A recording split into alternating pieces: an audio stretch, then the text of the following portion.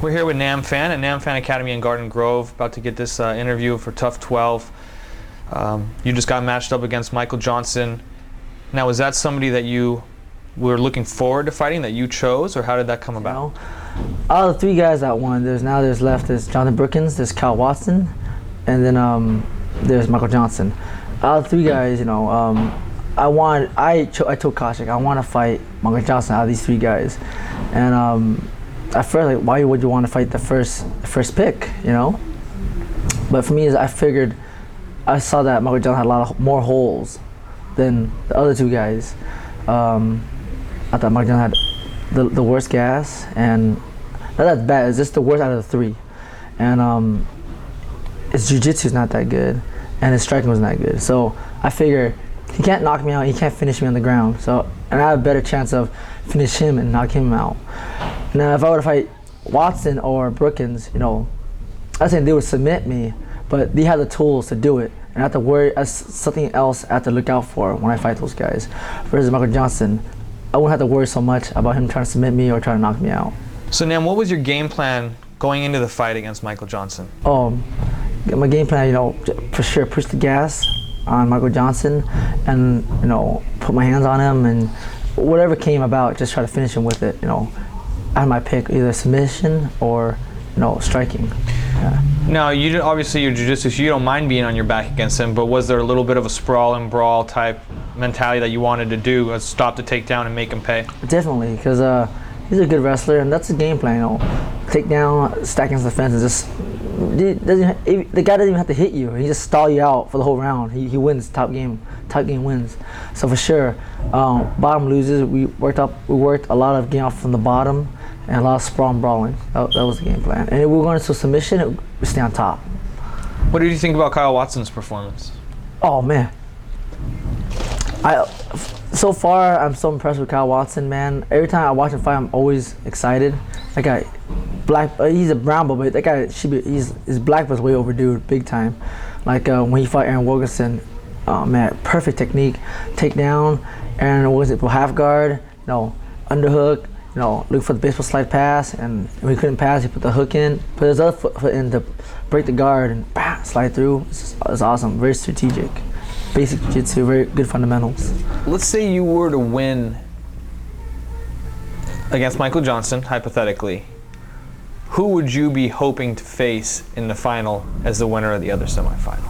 Oh man, I would prefer to fight Kyle Watson over Jonathan Brookins, I would say. Jonathan Brookins is amazing.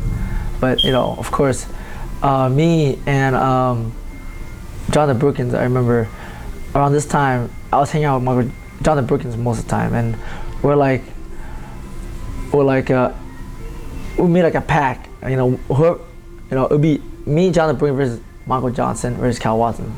It became like that. You see the next show, and no matter what, we hope we would both win to fight each other in the finals.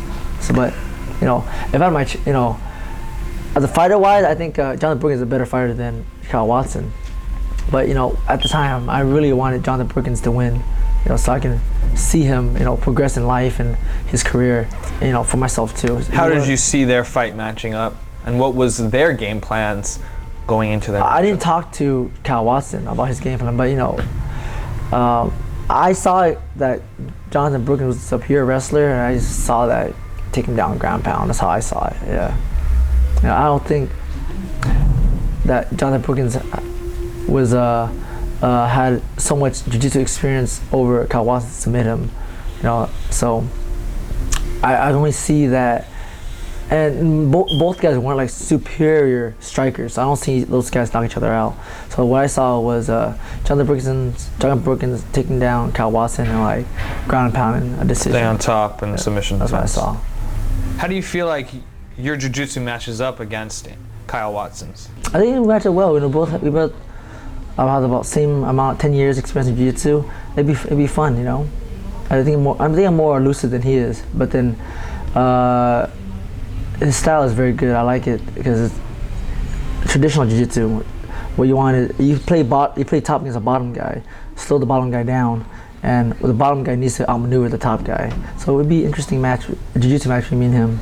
Josh Koscheck said that was not a very exciting fight between Bruce Leroy and Michael Johnson. I thought it was one of the more exciting fights that I've seen this season. What did you think about him saying that? Yeah, I agree with him a little bit. I thought, because I thought everyone in the house expected Michael Johnson to kill and finish Alex Caceres. So I think there's a lot of, we're expecting more from the fight. So probably a lot lackluster involved, and we just kept on waiting for that finish, and it never came. And we probably expected more than what happened. So it wasn't the worst fight of all, but I think Michael Johnson or either Alex could have pushed the pace a little bit more. What was their mindset seeming going into that fight? Did you have anything you noticed? Oh yeah, they hate each other. They're annoyed. Yeah, it was back and forth. Yeah, before the fight happened, me and Michael Johnson just expressed himself like, this guy is just so obnoxious. All he wants is he's acting like an idiot just to get more camera time. And there's a scene where they're weighing in, and I think someone says like, all right, it's on black crime, and Michael Johnson goes, he ain't black.